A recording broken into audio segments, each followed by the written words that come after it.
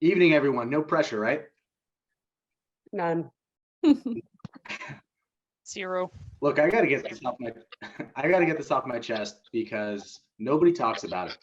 This being a dad thing, being this everything to this small child, dealing with the peeing and the puking and the pooping day in and day out. Honestly, it's not that bad. And if it is, and you're struggling, it's because of one of three reasons. Number one, you were too broke to have your first kid. Did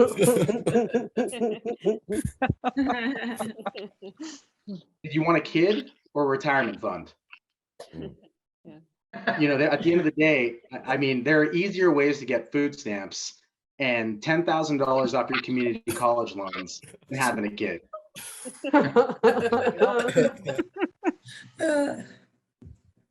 Two, you have a terrible partner. You know, didn't you think it was weird when they wanted to put your clothes on and be called different names throughout the day?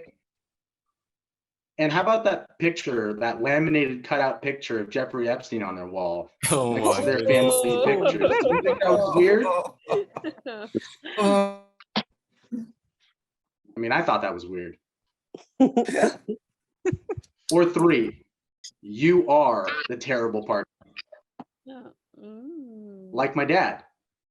Yo, any deadbeat dads in the house? I mean, statistically, there's got to be at least 2 or 3 of you listening in right now. Anybody ever go out for milk and get lost on the way? If you did, stand up. Hello? And so most banks, you know, like when I was calling around. Well, maybe that's my dad in the background. I can't hear it.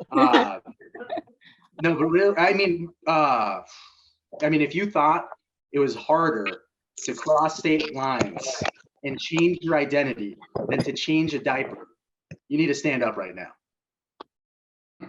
If you've spent more money on your Peacock subscription than you have on child support, stand up.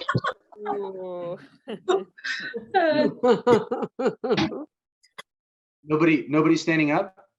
Nobody wants to be my dad. Look, that's fine. That's fine. Hey, if you were in Florida in '88, we're just going to talk after this. You know, honestly, though, deadbeat dads, they're not even the worst types of parents. The parent haters are. The ones that if they had one wish, it'd be for all of us to be as miserable as them. Yeah. You know who they are. They pop out of the woodworks when you have your first kid. They start saying things like, you're never going to sleep again when you have a kid. Good luck. You're going to be up all night. And honestly, I am up all night praying that my kids end up nothing like yours. Oh, damn. The self-important idiot, captain and no help to society, diddle doodle, goofadoodle, window lickers. And you know, I don't think they will. I mean, my kids go to bed at 6 p.m. They wake up at 6 a.m. You know, this parenting thing isn't that hard. Maybe you're not giving them as much NyQuil as I do, and you're not letting them huff as much pain either.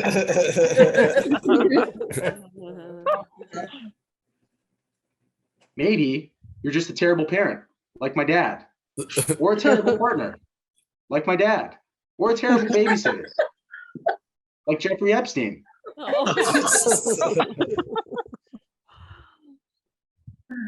Hopefully this isn't my last show.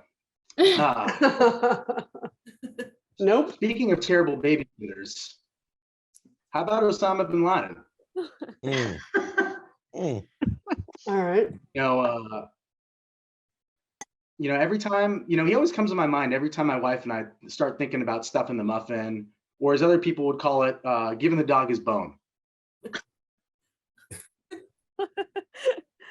The tactics used to catch Osama bin Laden are strikingly familiar to what my wife and I have to do when we're trying to coordinate our adult bedtime.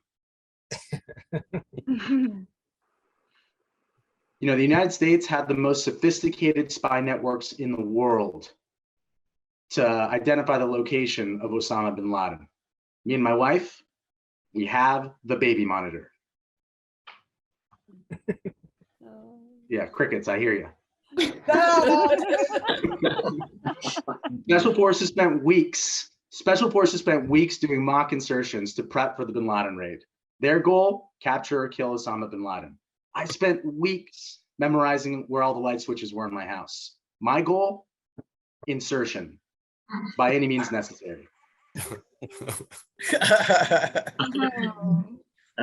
But for me, it's not about one night or one mission.